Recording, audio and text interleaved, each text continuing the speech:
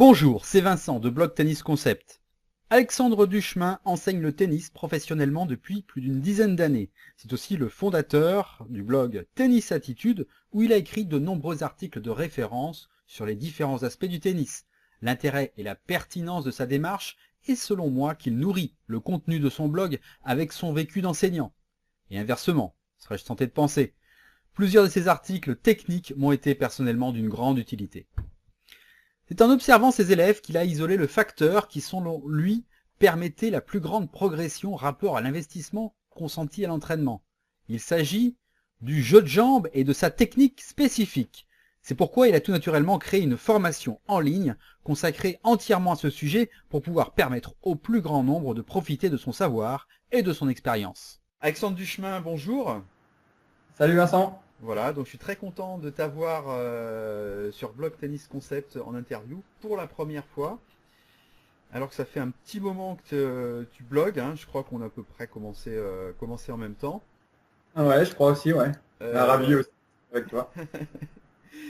J'apprécie beaucoup ton blog et certains de tes articles m'ont fait faire des progrès, m'ont permis de comprendre quelques subtilités du tennis. Et ma première question, ce sera tout naturellement que tu me parles de toi, de ton parcours tennistique, brièvement, voilà, depuis combien de temps tu enseignes en club, et puis que tu me parles de ton blog, voilà, brièvement. D'accord. Donc je suis enseignant professionnel depuis 11 ans maintenant. Bon, je donne des cours depuis 17 ans, 18 ans. J'ai suivi toute la formation du parcours enseignant en tant qu'ex-initiateur. Maintenant, c'est l'AMT. Mais donc, j'ai toujours baigné dans le tennis depuis tout petit et dans l'enseignement depuis très longtemps maintenant. J'enseigne dans un club de 250 membres dont je suis directeur sportif et puis j'enseigne à tous les niveaux, du mini-tennis, de l'initiation, perfectionnement, du cours adulte.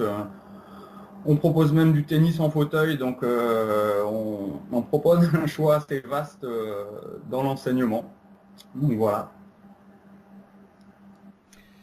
Quel était ton but quand tu as commencé à faire ton blog? Alors le blog, ça fait Tennis Attitude. Tennis Attitude. C'était un projet que j'avais depuis très longtemps et puis on y réfléchit, puis que petit à petit ça émerge. C'est tout simplement la passion, la continuité de ce que je fais chaque jour. C'était une autre façon d'exprimer les choses, de pouvoir aider un maximum de personnes à travers des articles, des vidéos. Et puis le fait d'échanger aussi beaucoup avec les joueurs. On est un métier où on est en contact permanent avec les personnes, donc par l'intermédiaire du blog, c'est juste un prolongement, des contacts par email, par vidéo. Ça nous permet de toujours échanger autour de notre passion commune. Voilà, c'est aussi un moyen enfin je m'en suis aperçu en discutant avec des enseignants qui sont présents sur le web, de connaître un petit peu les difficultés des joueurs,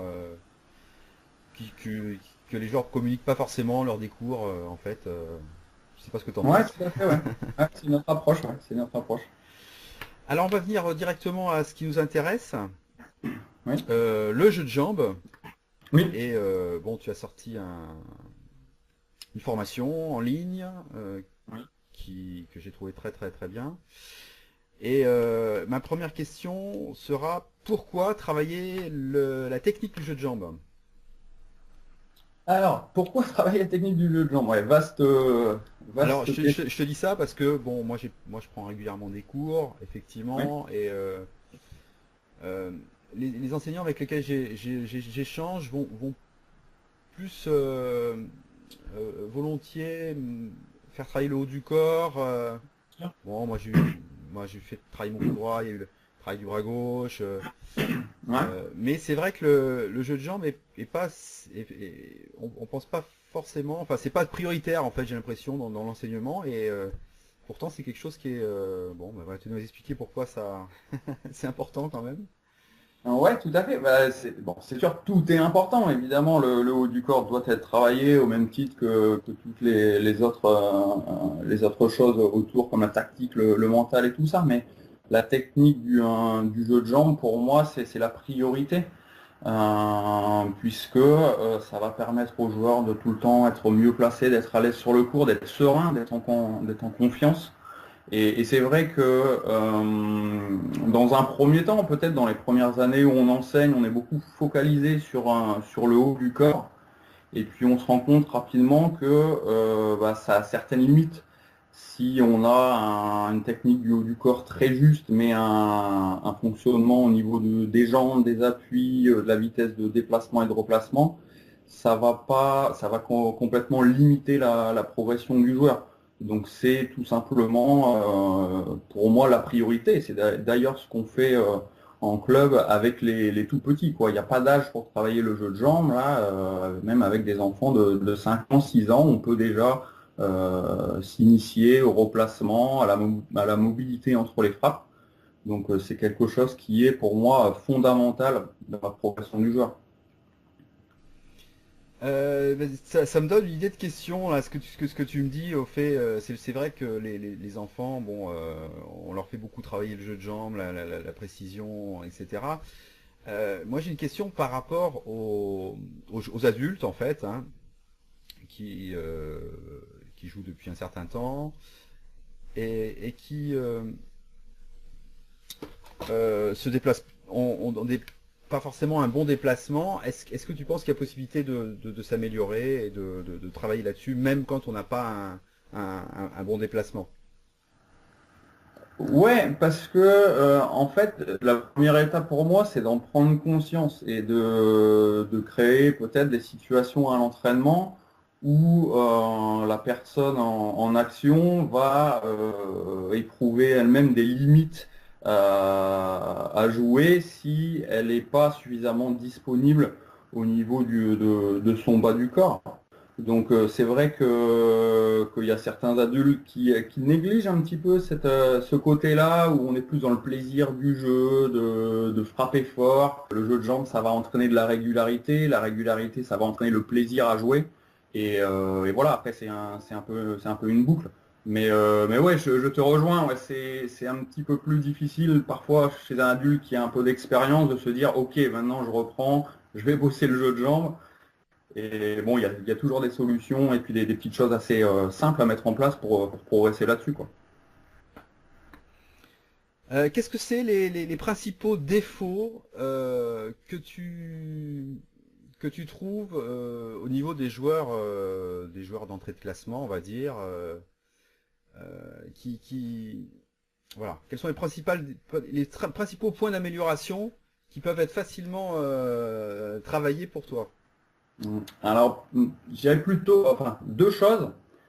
La mobilité entre les frappes. Parce que la mobilité pour aller, le déplacement vers la balle, c'est quelque chose qui est instinctif, même si ça peut s'améliorer, mais on constate beaucoup chez les joueurs et joueuses d'entrée de classement une position trop statique quand la balle est dans le camp adverse, ou même quand le joueur est déjà replacé, on a des postures trop figées qui entraînent tout de suite un retard dans l'anticipation du coup adverse. Donc voilà, la mobilité entre les frappes. Et puis la deuxième chose, ça va être également la posture, des choses assez simples à régler. Par exemple, l'écartement des appuis. On voit beaucoup de joueurs qui ont des appuis en attitude d'ascension trop serrés, ce qui fait que le bas du corps n'est pas suffisamment ancré, équilibré. Et ça, c'est des choses qu'on retrouve régulièrement, quoi, les petits défauts à corriger et si on les corrige, ça peut permettre vraiment de faire un bond dans la facilité du déplacement. Alors, quand on parle jeu de jambes, on, enfin, pour moi, il y a deux choses. Enfin, il y a deux choses. Enfin, pour moi, hein, c'est-à-dire quand on parle d'améliorer son déplacement, c'est effectivement la technique du jeu de jambes et tout ce qui est euh, développement physique, force, endurance, etc. Et travailler son jeu de jambes. Alors bon, on peut penser, on peut imaginer, visualiser quelqu'un qui va faire des footings, des fractionnés, etc. Mais toi, ce que tu proposes, c'est d'améliorer la technique du jeu de jambes, c'est-à-dire voilà, quelle jambe mettre avant l'autre, la position des pieds, le déroulé des pieds, etc. Est-ce que tu pourrais nous parler de la différence entre ces deux approches en fait, et laquelle il faut faire avant l'autre en fait? Ouais, tout à fait. Bah, c'est deux approches qui sont complémentaires, mais complètement différentes. C'est-à-dire que ce que je propose dans la formation, c'est comme tu l'as dit, clairement de la technique du jeu de jambes, avec l'organisation d'un déplacement, d'un placement, comment mieux transférer le poids du corps dans la balle. C'est vraiment une technique assez précise. Et puis en parallèle de ça, il y a ce dont tu parles aussi, tout ce qui va concerner la préparation physique, donc le fait d'aller courir, d'aller se préparer, éventuellement faire du renforcement musculaire du bas du corps, qui est un bon complément forcément pour bien jouer au tennis, mais qui ne sera pas forcément profitable si le joueur n'utilise pas le bon type de déplacement. Évidemment, si on va courir, si on est bon physiquement, ça va se ressentir sur le terrain, mais avec en plus de ça des apports précis, avec parfois des enchaînements de pas, des petites astuces pour être à une meilleure distance de la balle. Toutes ces techniques-là, ça s'apprend et c'est bien sûr très complémentaire d'une préparation physique générale. Bon, on va aller rapidement sur quelles sont les bonnes choses, le positif qui amène une meilleure technique de déplacement. Donc moi j'ai la régularité, la précision dans les coups, la puissance. Est-ce que tu vois Ouais. d'autres Ouais, alors pour moi, vraiment, ce qui apporte un bon déplacement, une bonne qualité de placement, ça va directement faire progresser la régularité. On peut aussi associer la qualité d'un bon jeu de jambes avec la notion d'équilibre. On voit, puisqu'on parlait tout à l'heure de joueurs débutants ou d'entrée de classement, des joueurs qui ont tendance à courir après les balles, à en gros à jouer l'échange en étant quasiment tout le temps en retard par rapport à la balle reçue.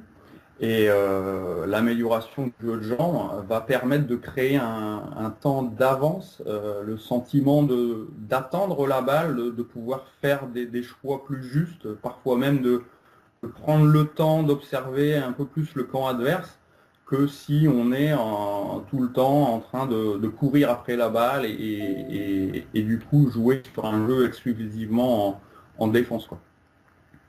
Alors on va passer maintenant à ta formation sur le jeu de jambes. Et est-ce Ouais. que tu pourrais nous la décrire brièvement?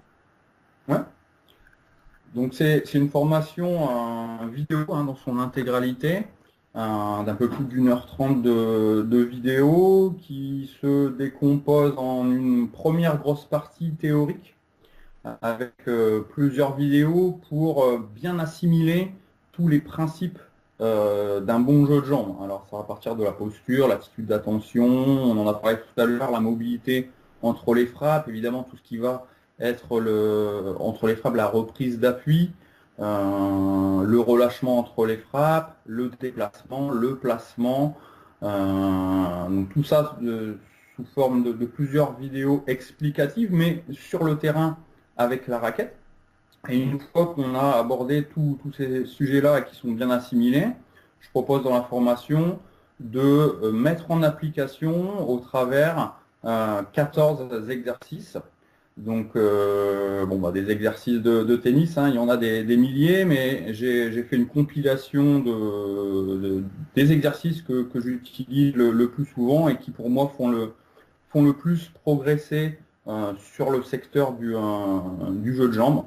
Donc dans cette partie exercice, en fait, je joue, je me suis filmé avec un micro aussi, et pendant l'échange, pendant les actions de jeu, je fais un commentaire de la mise en place des différents placements, des choix de replacement. Et également parfois, parce que pendant l'échange, parfois je fais un mauvais choix, j'essaie aussi d'expliquer comment j'aurais pu améliorer ce coup-là. Donc c'est un peu comme une caméra embarquée, en fait vous êtes au-dessus de mon épaule ou avec une caméra qui me filme et en fait il n'y a plus qu'à appliquer et reproduire l'exercice. parfois avec un partenaire, hein, puisqu'il y a des exercices qui seront à faire en échange, et parfois c'est un exercice qui peut se faire tout seul. Voilà. D'accord.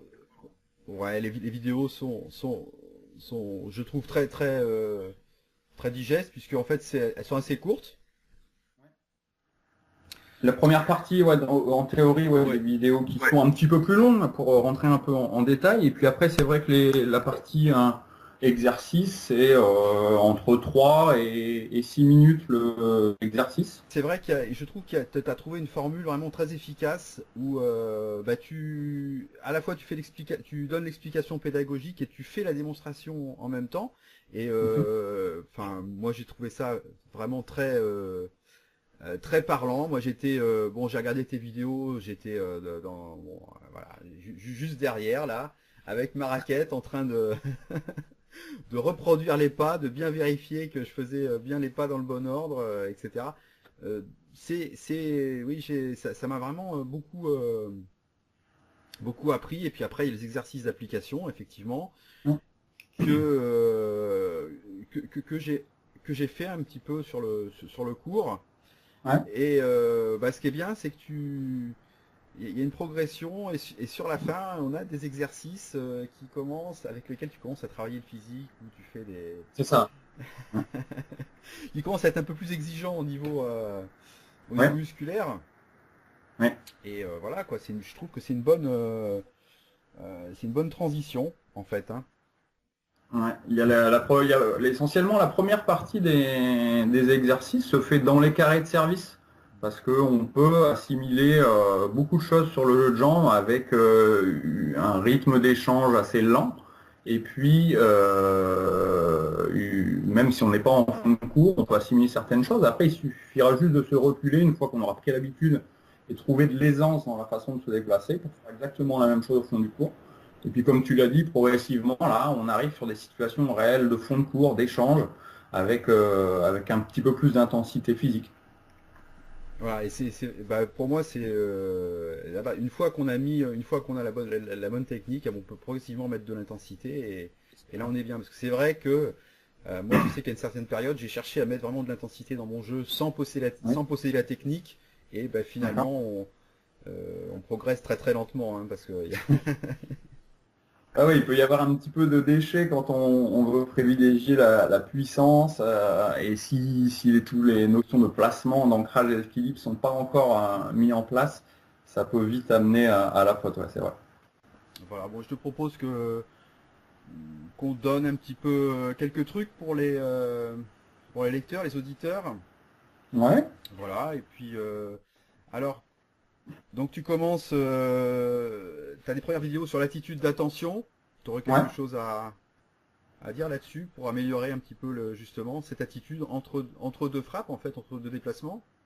Ouais, ouais, bien sûr. Bah, justement, dans la première vidéo où je parle de l'attitude d'attention, ça peut paraître un peu bizarre puisqu'on est sur le jeu de jambes, mais si on veut bien mettre en place les actions liées au jeu de jambes, c'est toute la posture générale du corps qui va être importante au départ. Et donc, on va donner des billes sur la façon de tenir la raquette, le relâchement des avant-bras, la tenue de la raquette, les différentes options quand on a un revers à une main et revers à deux mains. Et puis, bien sûr, après, au niveau de la mobilité entre les frappes, il y a différentes façons, différentes étapes à respecter en fonction de son niveau de jeu. On peut passer d'un positionnement complètement statique à quelque chose d'un petit peu mieux, puis ensuite un petit peu mieux encore jusqu'à atteindre vraiment une mobilité parfaite d'un bon joueur de tennis. Ensuite, il y a un autre problème qui se pose aux joueurs qui veulent vraiment travailler là-dessus, c'est comment se déplacer vers la balle, parce que bon, on sait il y a les pas chassés, il y a les pas courus, il y a les pas croisés, etc. Est-ce que tu auras une petite astuce pour un petit peu s'y retrouver là-dedans? Ouais, bien sûr. Donc tous les types de pas peuvent être utilisés pour aller se déplacer vers la balle. Alors, ce que j'explique dans la formation, c'est qu'on a une vision un peu trop fermée du déplacement, dans le sens où on entend souvent je cours vers la balle, je me place et je reviens en pas chassé, qui n'est pas une mauvaise option, mais qui n'est pas la seule. Et je vous propose justement de découvrir un déplacement vers la balle, et notamment sur les balles qui sont à une distance peu éloignée de votre point de replacement, d'aller vous placer et vous déplacer en pas chassé, avec un enchaînement de pas, avec en fonction de la balle reçue, ce déplacement-là qui sera plus approprié parfois que de courir et d'enclencher un placement trop précoce de profil en fait. Alors moi j'ai une question qui me revient en fait, parce que c'est Hein. quelque chose que j'ai fait quand j'ai repris le tennis. C'est une question que je me suis posée, que j'ai posée à plusieurs entraîneurs, et voilà, qu'est-ce qui est le mieux, les appuis en ligne ou les appuis ouverts? Qu'est-ce qui est le mieux?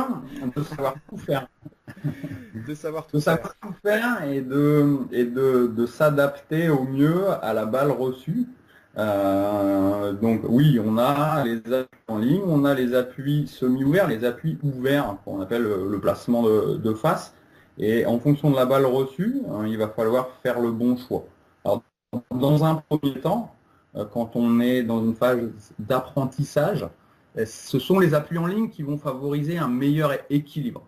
Donc c'est pour ça qu'on commence souvent là-dessus, mais il est important rapidement de ne pas se figer sur ce type d'appui pour aller découvrir un autre placement, une orientation du corps un petit peu moins de profil, qui vont permettre de jouer certaines balles qui vont être un peu plus excentrées, ou des balles sur lesquelles on va manquer de temps. Par exemple, on pourrait prendre l'exemple du retour de service également. On peut aussi bosser les appuis ouverts avec des frappes de face sur le retour de service, hein, quand on reçoit des premières balles assez rapides. Je pense que le placement de profil avec des appuis en ligne n'est pas forcément le placement le plus juste. Donc ouais, pour te faire une réponse, c'est ni l'un ni l'autre. C'est avoir un panel de placements D'accord. qu'il est possible d'utiliser en fonction de la balle reçue.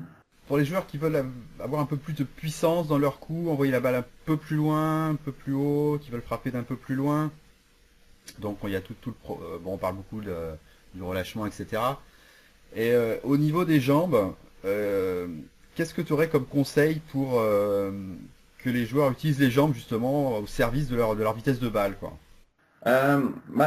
Tout est lié, encore une fois, hein. Le bon placement va engendrer de l'équilibre. Si on est équilibré et en avance par rapport à la balle reçue, on va pouvoir descendre sur les jambes. C'est-à-dire que on entend aussi souvent, hein, dans tous les cours des clubs du monde entier, descend sur les jambes, fléchit. Ok pour ça, mais il faut avoir le temps. C'est-à-dire que si on est en retard, la seule chose qu'on va pouvoir faire, c'est poser un pied, au mieux les deux, et frapper. Par contre, si on a réussi à bien s'organiser, on va pouvoir se placer, s'équilibrer, fléchir, et cette flexion et la poussée sur les jambes vers l'avant qui va suivre va permettre de jouer de façon précise et puissante. On va utiliser l'énergie du sol relayée par les appuis et qui va être transférée par la chaîne motrice au bras, à la raquette et puis dans la balle. Après, on a les exercices. Alors donc moi les exercices qui m'ont les plus marqué, c'est hop hop. Il y a le flamant rose où alors tu expliques, tu invites un petit peu tes élèves à frapper la balle sur une jambe. Alors c'est un peu paradoxal. Est-ce que tu peux nous expliquer Alors, oui, l'intérêt donc de la chose? l'exercice du hop-hop, c'est pour être dans le bon timing de la reprise d'appui. C'est-à-dire l'info sonore hop que va donner l'adversaire à la frappe va devoir coïncider avec le hop que vous allez faire à la réception de vos appuis suite à l'allègement. Donc si on arrive à bien faire coïncider ces deux choses-là, on va être dans un bon tempo de l'échange et dans une bonne dynamique du jeu de jambes. Sur l'exercice du flamant rose, Donc ouais, tu dis c'est un peu paradoxal parce que là, volontairement, on va s'obliger à se mettre sur une jambe, donc on peut forcément se dire, ah, mais je vais être beaucoup moins équilibré. Mais c'est dans une perspective de découverte, justement, des différents appuis. Par exemple, lorsqu'on va découvrir et essayer de tester un appui ouvert, eh bien, je vais vous proposer de vous figer juste avant la frappe sur l'appui arrière pour découvrir cette puissance que va pouvoir vous procurer aussi cet appui arrière en appui ouvert. Donc voilà, c'est un petit jeu assez sympa et ça permet aussi de bien s'organiser parce que pour être sur une jambe, faut que tout le travail d'anticipation puisse avoir été fait correctement. Ok, ah, puis après, moi j'ai noté aussi l'exercice du carré d'or. Alors Oui, ça me plaît beaucoup. Alors c'est une formation vraiment hyper complète, parce que j'ai l'impression que tu as analysé enfin, une grosse partie, presque tout, de ce qui caractérise un bon jeu de jambes. Et là, dans l'exercice du carré d'or, en fait, où en fait l'adversaire est dans un carré que oui, tu as dessiné avec des lattes, en fait, on analyse un petit peu le point de rupture. C'est-à-dire qu'on analyse le moment où l'adversaire est obligé de sortir du carré, parce que contrairement à l'idée dont on se fait finalement pour obliger on n'a pas besoin de beaucoup se déplacer pour frapper la balle au tennis, c'est ça. à part si Hein. la balle est bien placée Oui, oui. justement. Et ça, je trouve que c'est intéressant, parce que ça permet d'analyser le jeu de jambes adverse. C'est ça, ouais. Alors c'est ce qui va être en lien aussi, et il faut toujours essayer de créer un lien, parce que même si on est en train de brosser le jeu de jambes, l'amélioration du jeu de jambes, on va la mettre au service d'un schéma tactique, pourquoi pas là, proposé dans cet exercice-là. Donc en visualisant un peu le côté adverse, on va prélever des infos et ça va déclencher dans notre camp certaines actions à faire et éventuellement aller chercher des zones plus intéressantes en fonction de la réaction de l'adversaire. Et en effet, ce jeu-là que j'ai fait hier à l'entraînement d'ailleurs avec, avec mes élèves est un bon jeu pour le réaliser, pour le travailler. D'accord. Bon, je pense on a été assez complet. Euh, pour mettre un terme à cet entretien, donc tu proposes donc une formation à la vente. Ouais,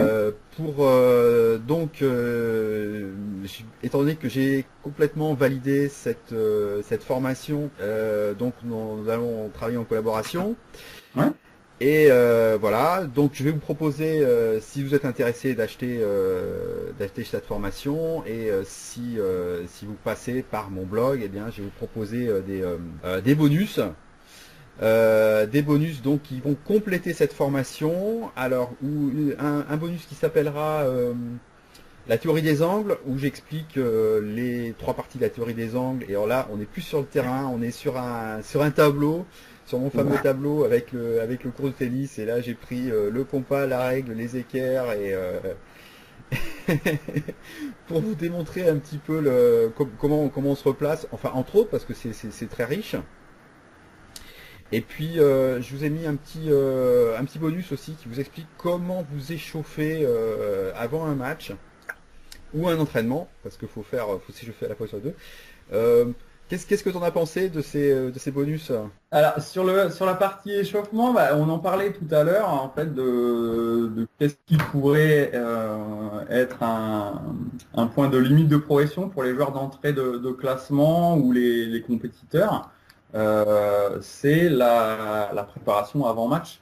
C'est-à-dire que, comme tu l'expliques dans ta vidéo, il y a énormément de joueurs qui rentrent sur le terrain et qui considèrent que les 5 minutes d'échauffement en échange avec l'adversaire, c'est un échauffement suffisamment complet. Or, tu vas proposer un échauffement ultra complet avant d'entrer sur le court. Lorsqu'on arrive en compétition, on s'isole un petit peu du club pour aller s'échauffer. Et lorsqu'on va à l'heure du match, au moment de jouer ou au moment de jouer son entraînement, on est réellement prêt à jouer dès le premier point, quoi. Et on ne met pas en gros 3-4 jeux à se dire bon bah les 3-4 premiers jeux, ouais, c'est cool parce que je suis en train de m'échauffer, non. dès le premier point, on peut sentir un potentiel maximum de niveau de jeu si on sait correctement échauffer. Ouais.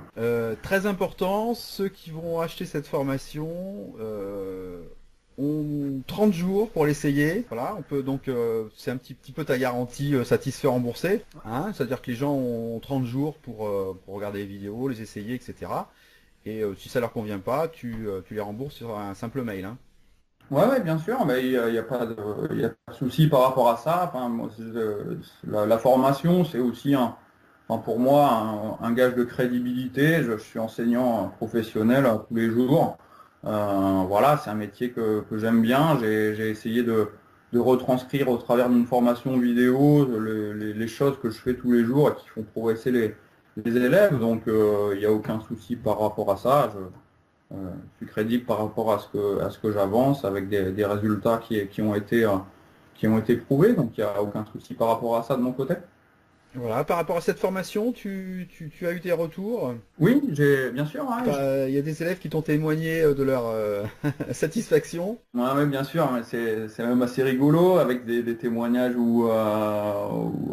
très détaillés où on parle du numéro d'exercice qui a fait le plus progresser sur le joueur. Et puis un truc aussi sympa, c'est j'ai eu l'occasion de rencontrer en fait en live pour des cours particuliers durant l'été, des joueurs qui avaient acheté la formation et qui en fait suite à ça, on a échangé et puis on s'est rencontrés. En fait, on a passé une semaine ou quelques jours en cours particuliers ensemble. Donc c'est super intéressant comme échange. On a poussé un petit peu le côté formation vidéo avec un complément en direct sur le terrain. Bon, ben on va se quitter là. Et puis je vais te souhaiter une bonne continuation sur ton blog. Bah pareil. Voilà, et puis j'ai vu que tu es en train de faire une série sur le relâchement. Et Ouais. moi j'ai une réflexion par rapport à ça. Enfin, c'est-à-dire que en fait un bon déplacement permet d'être en avance. Et quand on est en avance, c'est là où on peut être relâché parce que quand on est en retard, c'est pas la peine. C'est ça. Si on est en retard, on va jouer un peu plus crispé et c'est un peu néfaste au jeu relâché. C'était Vincent de Blog Tennis Concept. Pour acheter la formation d'Alexandre et bénéficier de mes 2 formations offertes, suivez le lien situé sur cet article ou rendez-vous sur blogtennisconcept.com. À très bientôt.